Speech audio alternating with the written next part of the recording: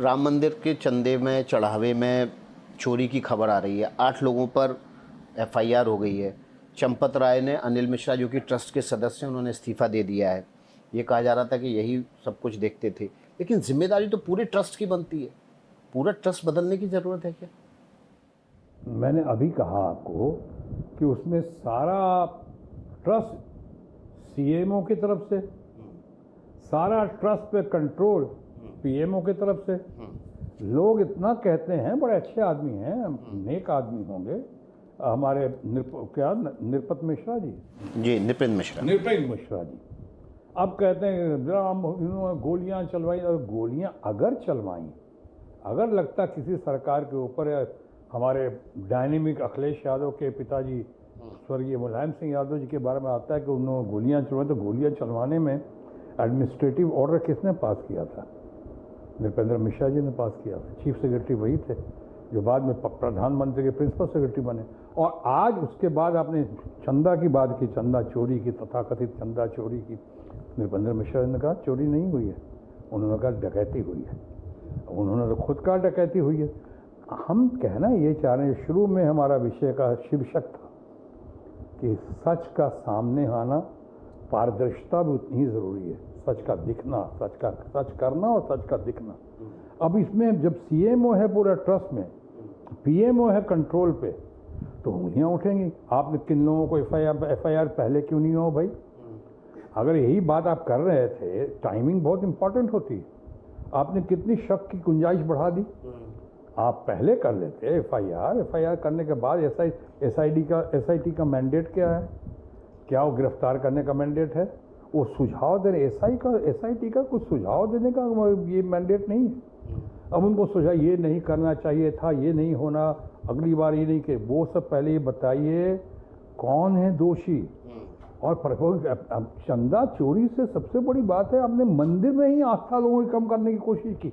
जिन लोगों ने किया, जब पकड़े गए, हो सकता है और जगह भी होता हो, लेकिन यहाँ जब पकड़ा गया है, तो इसकी साफगोई से मैं कह सकता हूँ कि ये बहुत बड़ा जोल्ट लोगों के दिलों में, इसका सामाजिक तौर पे और सबसे ज़्यादा राजनीतिक तौर पे बहुत गहरा असर पड़ रहा और पड़ता हुआ दिख रहा है। ममता बनर्जी ने कभी आपको कहा, जब सांसद पार्टी छोड़ के जा रहे थे, कि आपका क्या विचार है, आपको भी जाना है तो जाओ?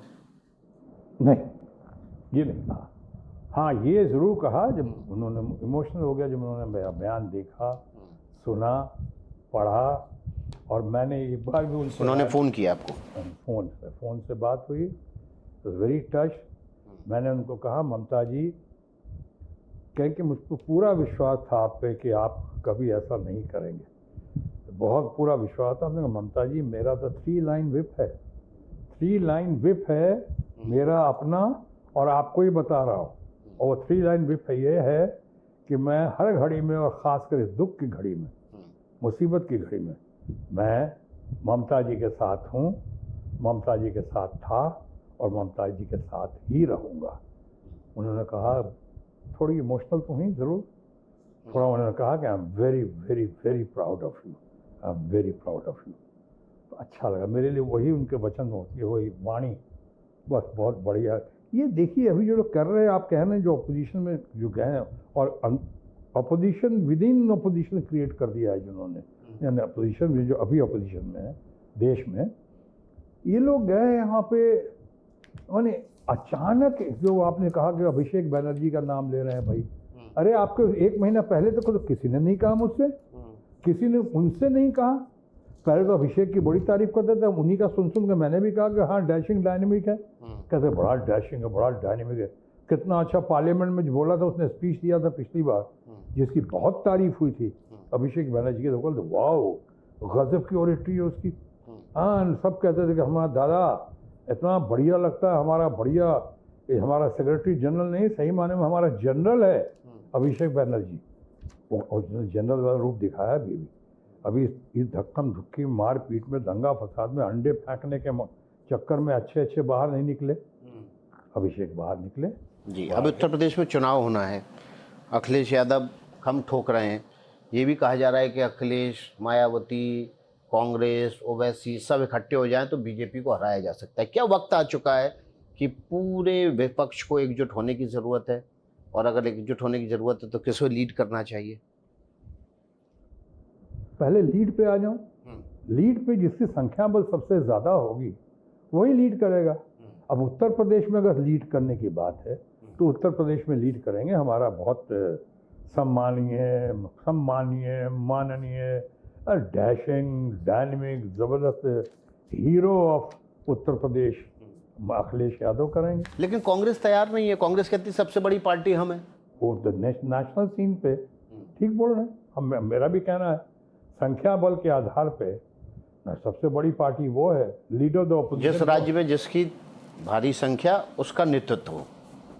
राज्य में जिसका, अब मान लिए बिहार में आप जाते हैं, एक बात कहते हैं तो बिहार में या तो अगर आप किसको भार देंगे, आप प्रशांत किशोर को देंगे, सबसे बढ़िया, सबसे विजनरी, सबसे तगड़ा तो वही दिखता है, भले वोट से कम मिला है या कम दिलवाया गया उसको, लेकिन आप तेजस्वी यादव है, बढ़िया है, वहाँ पे कर रहा है। अपने इन्हीं लोगों में से आप चुनेंगे ना तो वहाँ पे। और नेशनल सीन पे ऑफकोर्स राहुल गांधी हैं। लेकिन आपको नहीं लग रहा धीरे धीरे क्षेत्रीय दल खत्म हो रहे हैं? क्षेत्रीय दलों का जो वोट बैंक है वो सिकुड़ता जा रहा है। अब ज़रूरत है कि पैन इंडिया नेशनल पार्टी के साथ सब मर्ज कर जाए और कांग्रेस के साथ ही आगे बढ़े। नहीं, मैं ये तो नहीं, अपनी आइडेंटिटी नहीं खोनी चाहिए। मैं फिल्मों में था, मैं अभी कहीं सुना रहा था देव साहब की फिल्म प्रेम पुजारी, मर्जर नहीं होना चाहिए। मर्जर नहीं होना चाहिए। क्या देव साहब हमेशा कहते थे कि तुम ऐसे करो, कॉपी मत करो, मेरी कॉपी मत करो, अपनी आइडेंटिटी बरकरार रखो, तुम अपने को वहाँ मजबूत रखो, अपनी आइडेंटिटी, तुम्हारी ओरिजिनलिटी ख़त्म नहीं होनी चाहिए। तो क्षेत्रीय पार्टी जो है आज की ओरिजिनलिटी है, आज की उनकी अपनी आइडेंटिटी है, उनकी अपनी पकड़ है, उनका संघर्ष है, उनकी मेहनत है। तो क्षेत्रीय पार्टी को क्यों हटाएंगे? हम तो नहीं हटाना चाहते हैं, हम नहीं चाहेंगे कभी क्षेत्रीय पार्टी हटे। उनका जैसे सोसाइटी में समाज का मुखिया होता है, पंचायत सिस्टम होता है, उसी तरह स्टेट में देखो, स्टेट में क्षेत्रीय पार्टी जितना कर रही है नेशनल पार्टी उतना हम नहीं करेंगे। डिसेंट्रलाइज तो करना चाहिए ना आपको। और नेशनल पार्टी का जहाँ तक सवाल है, हम ज़रूर चाहेंगे मर्जर, तो हम नहीं चाहेंगे मर्जर, हम नहीं चाहेंगे, लेकिन हम ज़रूर चाहेंगे कि ये लोग मिलजुल के लड़े। बिल्कुल, चाहे ममता जी हैं, ममता जी ने तो कदम बढ़ाया है और लोगों ने सुना है कि कांग्रेस ने बहुत सराहा है।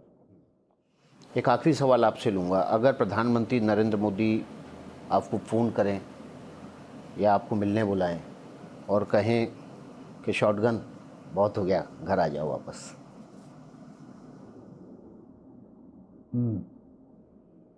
पहली बात तो मैं अपने मित्र माननीय मोदी जी को बहुत मानता हूं। मैं उसके इन सारी चीज़ों के बावजूद उनसे पर्सनल मेरी कभी कोई शिकायत नहीं रही अब सालों से। और जिन दो चार लोगों की वजह से मुझे ये कदम उठाना पड़ा, वो कुछ लोग तो भी दुनिया में हैं भी नहीं। तो मैं किसी के बारे में, आप जानते हैं, आप व्यक्ति विशेष के बारे में ना कभी बात करता हूँ और ना किसी पर प्रहार करता हूँ। सब मुझे पसंद हैं, प्रिय हैं। मैं मोदी जी को मानता हूँ और मैं समझता हूँ कि वो भी मुझे अंदर से बहुत मानते हैं। जब मैं उपचुनाव के बाद जीत कर आया था तो आपको शायद सुनकर खुशी होगी कि जब स्टेज पे गया, एक ही देश में उपचुनाव था आसनसोल का, तो 3 बार उन्होंने मुझे ग्रीट किया, 3 बार मैंने भी उनको ग्रीट किया प्यार से।